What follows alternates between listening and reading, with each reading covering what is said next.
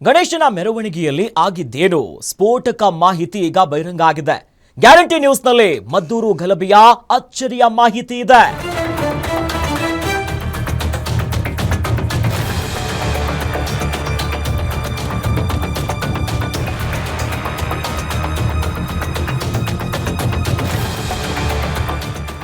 ಕಲ್ಲು ತೂರಾಟದ ಸ್ಫೋಟಕ ಮಾಹಿತಿಯನ್ನ ಸ್ಥಳೀಯರು ಬಿಚ್ಚಿಟ್ಟಿದ್ದಾರೆ. ಪ್ರೀ ಪ್ಲಾನ್ ಮಾಡಿ ಕಲ್ಲು ದೊಣ್ಣೆ ರಾಡ್ಗಳನ್ನ ಎಸೆದಿದ್ದಾರೆ. ನಾವು ಹಿಂದೂಗಳು ಬೇರೆ ಧರ್ಮದ ವಿರುದ್ಧ ಷಡ್ಯಂತ್ರ ಮಾಡಲ್ಲ. ನಾವು ಮಸೀದಿ ಮುಂದೆ ಹೋಗುವಂತ ಮುನ್ನ ಡಿಜೆಯನ್ನ ಆಫ್ ಮಾಡಿದ್ವಿ ಜೊತೆಯಲ್ಲಿ. ಆದ್ರೆ ನಮ್ಮ ಗಣೇಶ ಮೆರವಣಿಗೆಯ ವೇಳೆ ಇವರು ದಾಳಿ ಮಾಡಿದ್ದಾರೆ. ಲೈಟ್ ಆಫ್ ಮಾಡಿ ಮಸೀದಿಯಿಂದಲೇ ಕಲ್ಲನ್ನ ತೂರಿದ್ದಾರೆ. ಗ್ಯಾರಂಟಿ ನ್ಯೂಸ್ ಗ್ರೌಂಡ್ ರಿಪೋರ್ಟ್ನಲ್ಲಿ ಸ್ಫೋಟಕ ಮಾಹಿತಿಗಳು ಲಭ್ಯವಾಗಿದೆ. ಮೆರವಣಿಗೆಯ ಸಂದರ್ಭದಲ್ಲಿ ಏನು ಆಗಿದೆ ಅನ್ನೋದರ ಬಗ್ಗೆ ಅಲ್ಲಿನ ಸ್ಥಳೀಯರೇ ಗ್ಯಾರಂಟಿ ನ್ಯೂಸ್ಗೆ ಹೇಳಿಕೆಯನ್ನ ಕೊಟ್ಟಿದ್ದಾರೆ.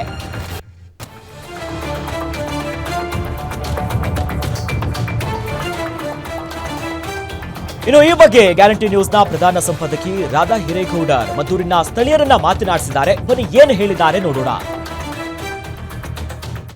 ವೀಕ್ಷಕರೇ, ನಿಮ್ಮ ಗ್ಯಾರಂಟಿ ನ್ಯೂಸ್ ಮದ್ದೂರಿನಲ್ಲಿದೆ. ಮದ್ದೂರಿನಲ್ಲಿ ಯಾವ ರೀತಿಯಾದಂತಹ ಪ್ರಕ್ಷುಬ್ಧ ವಾತಾವರಣ ನಿರ್ಮಾಣ ಆಯಿತು ಅನ್ನೋದು ತಮಗೆ ಗೊತ್ತೇ ಇದೆ. ಸದ್ಯ ನಾನು ಇದು ತಾಲೂಕು ಆಸ್ಪತ್ರೆಯಲ್ಲಿ ಗಾಯಾಳುಗಳನ್ನ ಲಾಠಿ ಚಾರ್ಜ್ ನಿಂದ ಏನು ಗಾಯಾಳುಗಳಾಗಿದ್ದಾರೆ ಆ ಗಾಯಾಳುಗಳು ಇಲ್ಲಿ ಚಿಕಿತ್ಸೆಯನ್ನ ಪಡಿತಾ ಇದ್ದಾರೆ. ಈಗಾಗಲೇ ಇಲ್ಲಿಗೆ ಪ್ರತಾಪ್ ಸಿಂಹ ಸೇರಿದಂತೆ ಜಸ್ಟ್ ನಿಖಿಲ್ ಕುಮಾರಸ್ವಾಮಿ ಕೂಡ ಗಾಯಾಳುಗಳನ್ನ ಮಾತಾಡಿಸಿಕೊಂಡು ಹೋಗಿದ್ದಾರೆ.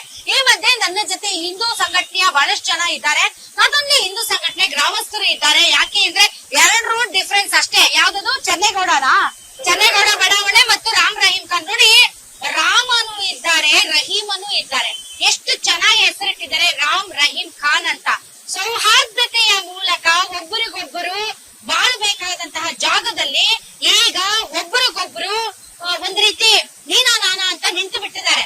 ಆಕ್ಚುಲ್ ಆಗಿ ಆಗಿದ್ದೇನು, ಯಾಕೆ ಈ ರೀತಿಯಾದಂತಹ ವಾತಾವರಣ ನಿರ್ಮಾಣ ಆಗಿದೆ, ಇದರ ಬಗ್ಗೆ ಜನ ಏನ್ ಹೇಳ್ತಾರೆ?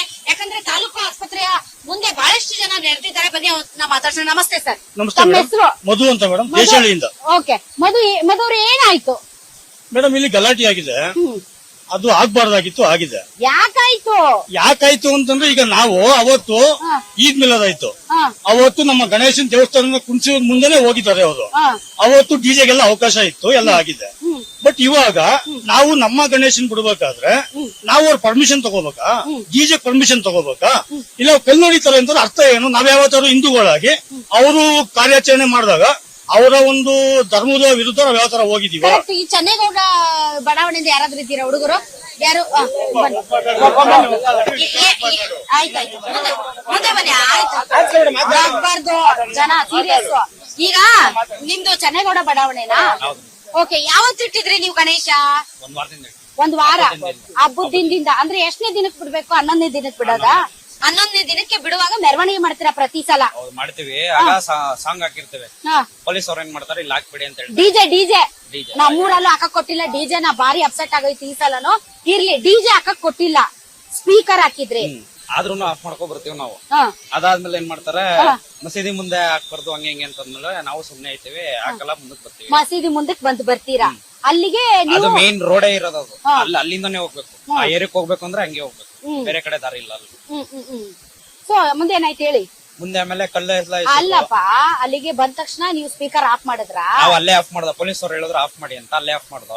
ಅದಾದ್ಮೇಲೆ ಸ್ವಲ್ಪ ಒಂದ್ 500 ಮೀಟರ್ ದೂರನೇ ಬಂದೋ. ಅದಾದ್ಮೇಲಿಂದ ಮಸೀದಿಯಿಂದ ಕಲ್ಲು ಎಲ್ಲ ದೂರ. ಲೈಟ್ ಇತ್ತ? ಲೈಟ್ ಆಫ್ ಮಾಡಿದ್ರು. ಯಾಕೆ ಲೈಟ್ ಆಫ್ ಮಾಡಿದ್ರು? ಎಷ್ಟೊತ್ತಿಗೆ ಲೈಟ್ ಆಫ್ ಮಾಡಿದ್ರು? ಮೇಡಮ್, ಅಲ್ಲೇ ಗಣೇಶ ಪಾಸ್ ಆಗಿದ ತಕ್ಷಣ 100 ಮೀಟರ್ ಹೋಗಿದ ತಕ್ಷಣ ಲೈಟ್ನೆಲ್ಲ ಪೂರ್ತಿ ಮಸೀದಿದು ಏರಿಯಾದೆಲ್ಲ ಲೈಟ್ ಆಫ್ ಮಾಡಿ ಇದ್ದಕ್ಕಿದ್ದಂಗೆ ಮಸೀದಿ ಮೇಲ್ಗಡೆಯಿಂದ ಕಲ್ಗಳ 3 ಕಲ್ಲೇನೋ ಬರ್ತು, ನಮ್ಗೆ ಗೊತ್ತಾಗ್ಲಿಲ್ಲ. ಆಮೇಲೆ ಇನ್ನು ಎಲ್ಲಾ ಜಾಸ್ತಿ ಸುತ್ತ ಕಡೆಯಿಂದ ಬಂದಾಗ ಅವಾಗ ಗೊತ್ತಾಗಿ ಎಷ್ಟು ಕಲ್ ಬೀಸಿದ್ರು ಮೇಡಮ್? ಇಲ್ಲ ಅಂದ್ರೆ ಒಂದು 50-60 ಕಲ್ ಬೀಸಿದ್ರು. ನಿಜ ಮೇಡಮ್, ಇದ್ದಕ್ಕಿದ್ದಂಗೆ ಕಲ್ಲು ಹೆಂಗೆ? ಪೊಲೀಸರು ಏಟಾಗಿದೆ. ಅಲ್ಲ, ಈಗ ನೀವು ಇಂತ ಪ್ಲೇಸ್ ಅಲ್ಲಿ ನಿಂತಿದ್ರೆ ತೋರ್ಸಪ್ಪ ಒಂದ್ ನಿಮಿಷ ಈ ತರ ನೆಲದ ಮೇಲೆ ಆದ್ರೆ ಕಲ್ ತಗೊಂಡು ಹೊಡಿಬಹುದು. ಮೇಲ್ಗಡೆಯಿಂದ ಬಿಲ್ಡಿಂಗ್ ಮೇಲ್ಗಡೆಯಿಂದ ಅಂತಂದ್ರೆ ತಂದಿಟ್ಟಿರ್ಬೇಕು ತಾನೆ? ಹೌದು ಮೇಡಮ್, ಪ್ಲೇನ್ ಮಾಡ್ಕೊಂಡೆ ಮಾಡಿರೋದು. ಇದು ಪ್ಲೇನ್ ಮಾಡ್ಕೊಂಡೆ ತಂದಿಕ್ಕಿರ್ಬೇಕು ಮೇಡಮ್. ಪ್ಲಾನ್ ಮಾಡ್ಕೊಂಡು ಈ ತರ ದೊಡ್ಡ ಕಲ್ಲು ಈ ಸೈಜ್ ಇದೆ ಎಲ್ಲ.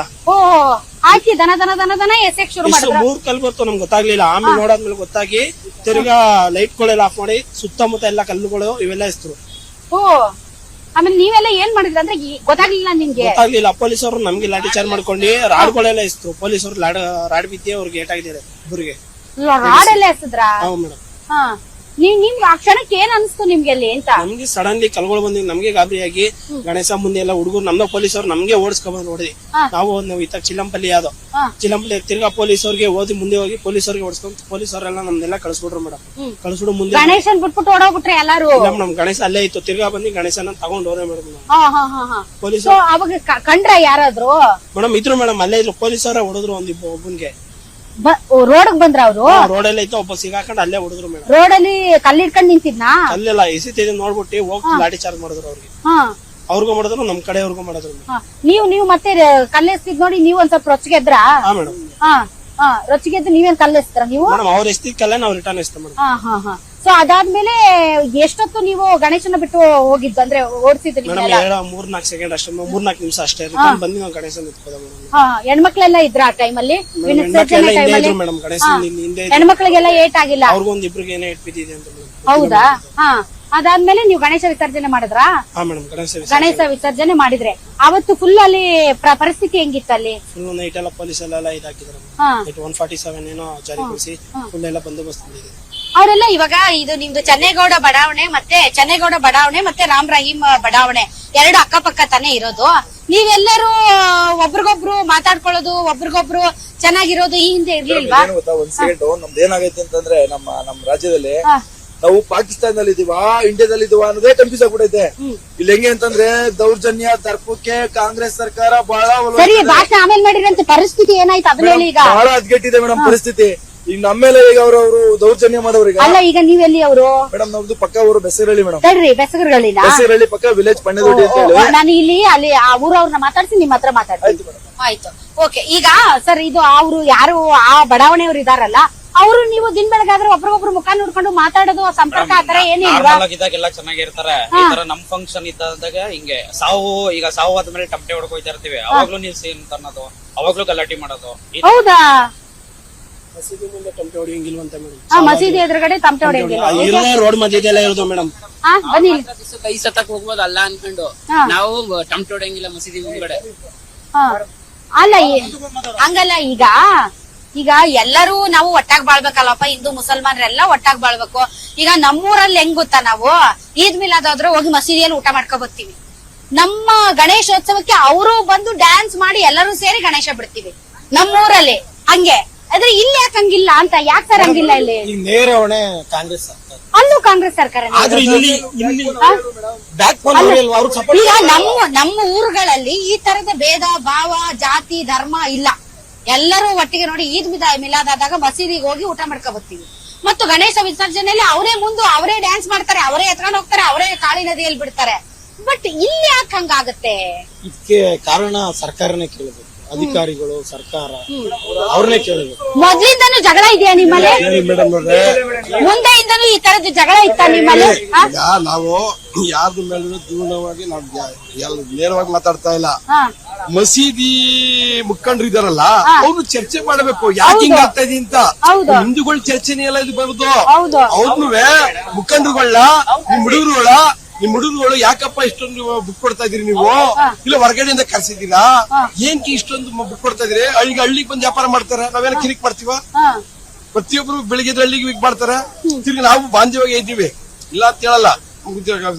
ಮುಸ್ಲಿಂ ಜನಾಂಗ ನಮಗೂ ಗೊತ್ತಿದೆ, ನಾವು ಯಾರು ಅವ್ರಿಗೆ ಗೊತ್ತಿದೆ.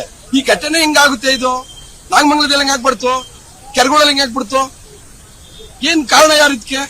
ಅಲ್ಲ ಮುಂಚೆ ಈಗ ಸರ್ ಹಿಂದೆ ಎಲ್ಲ ಈ ತರದ ಘಟನೆಗಳು ನಡೆದದ್ವು ಅಲ್ಲಿ?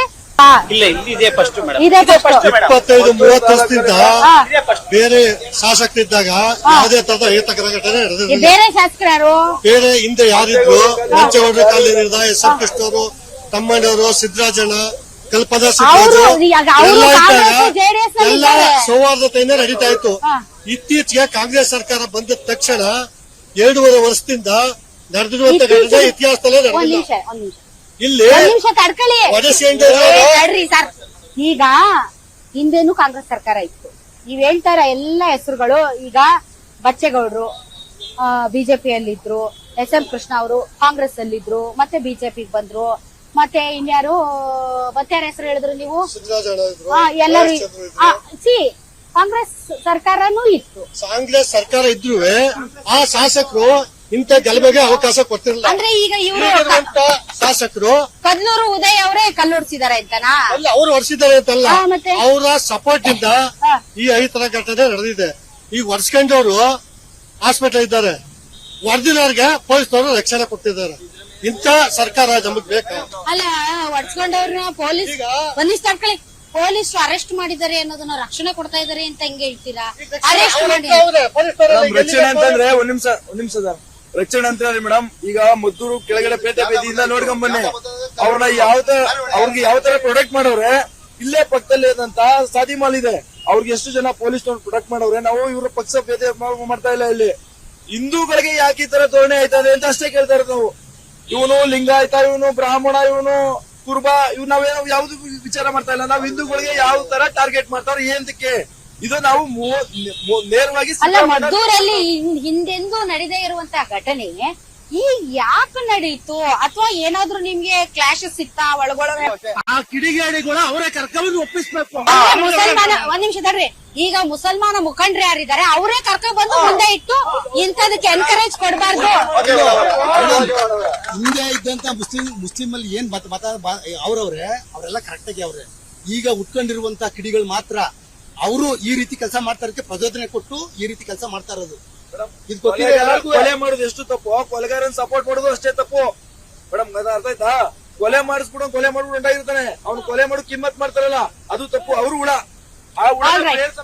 ಓಕೆ. ಸೊ ಮುಸಲ್ಮಾನ ಮುಖಂಡರು ಕೂಡ ಈ ವಿಚಾರದಲ್ಲಿ ಒಂದು ಇನಿಷಿಯೇಟಿವ್ ತಗೊಂಡು ಯಾರ್ಯಾರು ಈ ಕಿಡಿಗೇಡಿತನ ಮಾಡಿದ್ದಾರೆ ಅವರನ್ನೇ ಅವ್ರ ಸಮಾಜದಿಂದ ಹೊರಗಡೆ ಹಾಕ್ಬೇಕು. ಯಾಕಂದ್ರೆ ಸಮಾಜದಲ್ಲಿ ಈ ಒಂದು ಸೌಹಾರ್ದತೆಯನ್ನ ಬರೋದಕ್ಕೆ ನಮ್ಮ ದೇಶ ಸ್ವಾತಂತ್ರ್ಯ ನಂತರ ಬಹಳಷ್ಟು ಕಷ್ಟಪಟ್ಟಿದೆ. ಸಾಕಷ್ಟು ಕೋಮುಗಲಭೆಗಳಾಗಿವೆ, ಜನ ಆಸ್ತಿ ಪಾಸ್ತಿ ಕಳ್ಕೊಂಡಿದ್ದಾರೆ, ಜೀವನನೇ ಹಾಳು ಮಾಡ್ಕೊಂಡಿದ್ದಾರೆ. ಅದಾದ ಮೇಲೆ ನಾವು ಈ ತರ ಗಣೇಶೋತ್ಸವ ಅಂತದ್ರ ಮೂಲಕ ಒಂದು ಭಾವೈಕ್ಯತೆ ಸಾರುವಂತಹ ಕೆಲಸಗಳನ್ನ ಮಾಡ್ಕೊಂಡು ಬಂದು ಇವತ್ತು ಒಗ್ಗಟ್ಟಾಗಿ ಮುನ್ನುಗ್ತಾ ಇದೀವಿ. ಇಂತಹ ಸಂದರ್ಭದಲ್ಲಿ ಮತ್ತೆ ಕೋಮು ಸಂಘರ್ಷವನ್ನ ಉಂಟು ಮಾಡಿ ಜನರಲ್ಲಿ ಕಹಿ ಭಾವನೆ ಹುಟ್ಟಿಸುವಂತಹ ಇಂತಹ ಕಿಡಿಗೇಡಿಗಳು, ಕಲ್ಲೊಡೆಯೋದು, ದೊಣ್ಣೆ ಬೀಸೋದು, ಇಂತಹ ಕಿಡಿಗೇಡಿಗಳು ಎಲ್ಲೇ ಇರ್ಲಿ ಅಂತವ್ರನ್ನ ಅದೇ ಸಮಾಜದ ಮುಖಂಡರು ಹೊರಗಡೆ ತರಬೇಕು. ಅದೇ ಸಮಾಜದ ಮುಖಂಡರು ಅವರನ್ನ ಎಡೆಮುರಿ ಕಟ್ಟಬೇಕು. ಅದೇ ಸಮಾಜದ ಮುಖಂಡರು ಅವರಿಗೆ ಒಂದು ಕ್ಲಿಯರ್ ವಾರ್ನಿಂಗ್ ಅನ್ನ ಕೊಡಬೇಕು. ಈ ರೀತಿ ಹಿಂದೂಗಳು ಅಥವಾ ಹಿಂದೂಗಳ ಮೆರವಣಿಗೆಯ ಮೇಲೆ ಅಟ್ಯಾಕ್ ಮಾಡೋದ್ರಿಂದ ಈ ಸಮಾಜದ ಸ್ವಾಸ್ಥ್ಯ ಹಾಳಾಗುತ್ತೆ ಹೊರತು ಇದರಿಂದ ಒಂದು ನಯ ಪೈಸೆ ಲಾಭ ಇಲ್ಲ, ಯಾರಿಗೂ ಲಾಭ ಇಲ್ಲ. ಆ ನಿಟ್ಟಿನಲ್ಲಿ ಕೆಲಸ ಆಗಬೇಕೇ ಹೊರತು ಒಬ್ಬರ ಮೇಲೆ ಒಬ್ಬರನ್ನ ಎತ್ತು ಕಟ್ಟಿ ಒಬ್ಬರನ್ನ ತುಷ್ಟೀಕರಣ ಮಾಡಿ ಇನ್ನೊಬ್ಬರನ್ನ ಕಡೆಗಣಿಸೋದ್ರಿಂದ ಸಮಾಜದಲ್ಲಿ ಏರುಪೇರು ಉಂಟಾಗಿ ಸಮಾಜದ ಸ್ವಾಸ್ಥ್ಯ ಹಾಳಾಗುತ್ತೆ. ಕರ್ನಾಟಕ ಶಾಂತಿಯ ತೋಟ ಆಗ್ಬೇಕೆ ಹೊರತು ಈ ತರ ನಿಗಿ ಕೆಂಡ ಆಗಬಾರ್ದು.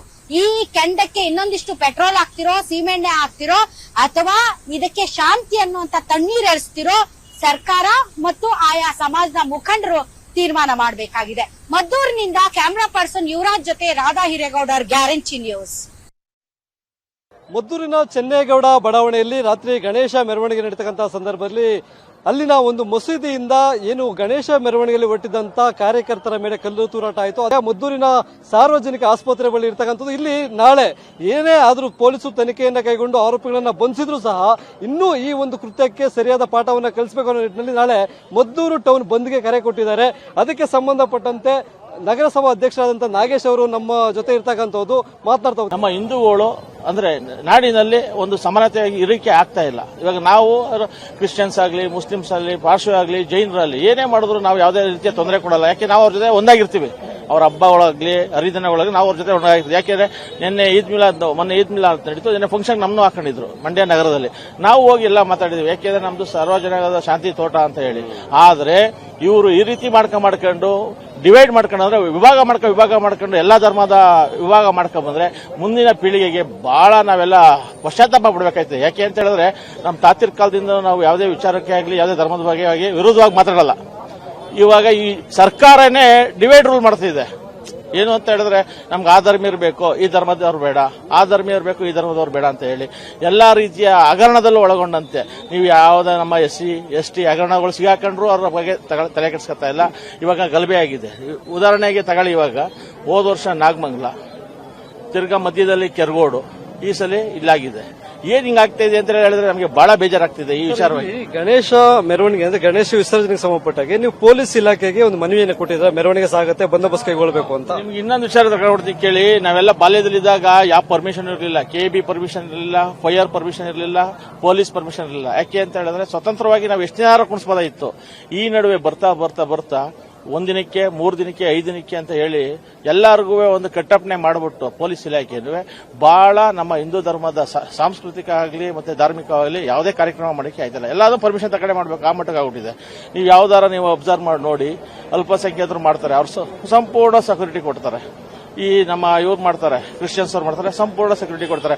ನಮ್ಮ ಹಬ್ಬಗಳಿಗೂ ಕೊಡ್ಲಿ ಬಿಡಿ ಸ್ವಾಮಿ ಅವರು, ನಾವ್ಯಾರು ಬೇಡ ಅಂತ ಹೇಳ್ತಿದೀವಾ? ಈ ವಿಚಾರವಾಗಿ ಯಾಕೆ ಹಿಂಗ್ ಹೇಳ್ತಾ ಇದೀನಿ ಅಂತ ಹೇಳಿದ್ರೆ, ಮುಂದಿನ ಪೀಳಿಗೆಗೆ ಇದು ಬಹಳ ತೊಂದರೆನ ಅನುಭವಿಸಬೇಕಾಗ್ತದೆ ಈ ರೀತಿ ಮಾಡ್ಕೊಂಡು ಹೋದ್ರೆ. ಯಾಕೆ ಅಂತ ಹೇಳಿದ್ರೆ ನಮ್ಮ ಹಿಂದೂ ಸಮಾಜದಲ್ಲಿ ಯಾರನ್ನೂ ಡಿವೈಡ್ ಮಾಡೋದಿಲ್ಲ.